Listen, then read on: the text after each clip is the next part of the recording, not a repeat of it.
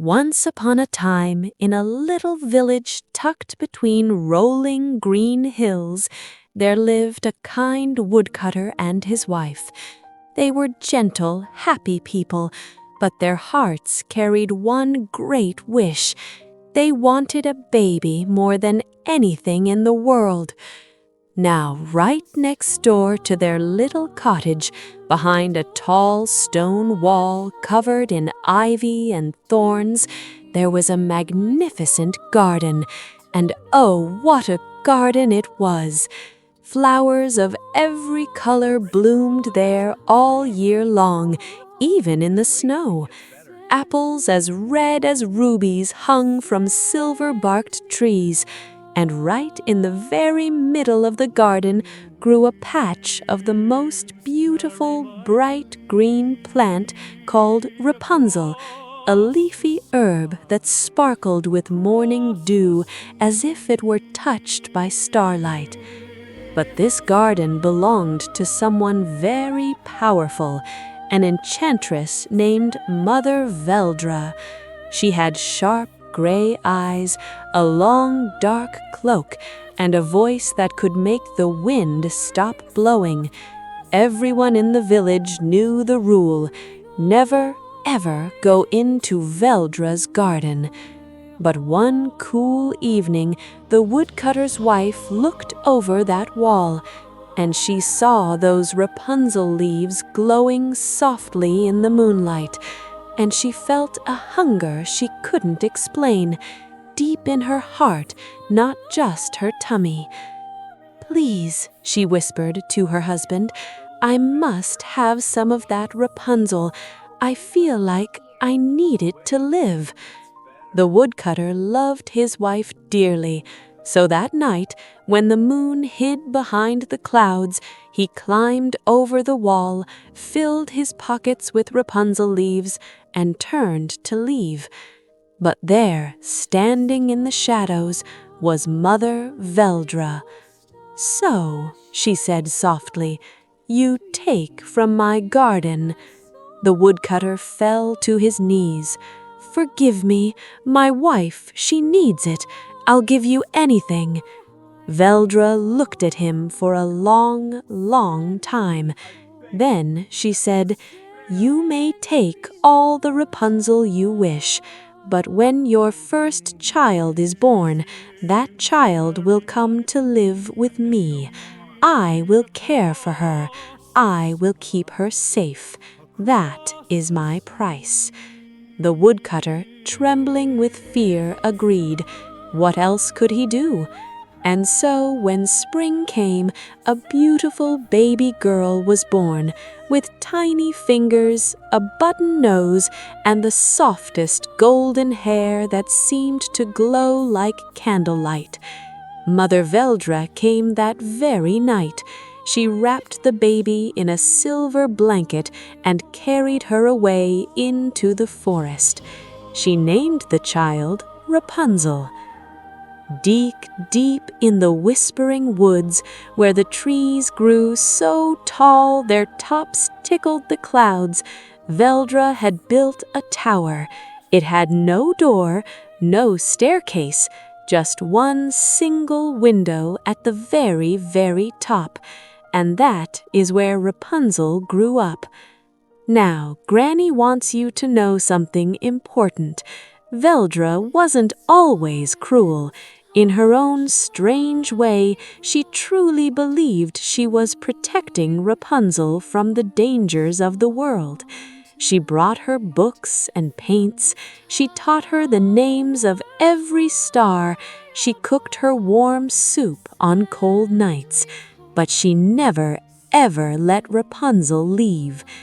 As the years passed, something magical happened. Rapunzel's golden hair grew and grew and grew. By the time she was 12, it was as long as a river of sunlight. And when she sang, oh, when she sang, her hair would glow with a warm golden light, and flowers would bloom on the tower walls. Every evening, Veldra would come to the base of the tower and call out, "Rapunzel, Rapunzel, let down your golden hair." And Rapunzel would drape her long braid out the window, and Veldra would climb up, up, up. But Rapunzel was lonely. She would sit at her window for hours, watching the birds fly free across the sky. She painted pictures of places she'd never been. She dreamed of feeling grass under her bare feet, and every night she sang a little song to the stars. Little star, way up high, send a friend to hear my cry." Now here's the part of the story that makes it extra special. One morning, a tiny golden songbird, no bigger than a teacup, landed on Rapunzel's windowsill. Its feathers shimmered like sunlight on water, and it had the brightest little black eyes you ever did see. "Oh!" Rapunzel gasped. "Hello, little one. Where did you come from?" The bird tilted its head, and then it sang, a melody so sweet it made Rapunzel's heart dance. She sang back, and from that day on, the little bird visited every single morning. Rapunzel named him Solen, which means little sun. Now, what Rapunzel didn't know was that Solen was no ordinary bird. He flew all across the kingdom, and he carried the sound of Rapunzel's singing with him, like a trail of golden light woven through the wind. One afternoon, a young prince named Alder was riding through the Whispering Woods. He wasn't a big, brave warrior prince. He was a quiet, curious prince who loved reading books and collecting unusual leaves. He had kind brown eyes and a gentle laugh. As he rode beneath the tall trees, he heard something on the breeze, a song, the most beautiful song he had ever heard, and fluttering ahead of him was a tiny golden bird, no bigger than a teacup. Prince Alder followed the song and the bird deeper and deeper into the woods, until he came to the clearing and saw the tower. He hid behind an old oak tree and watched as Veldra arrived, called out those famous words, and climbed Rapunzel's golden braid. He watched as she climbed down later and disappeared into the forest.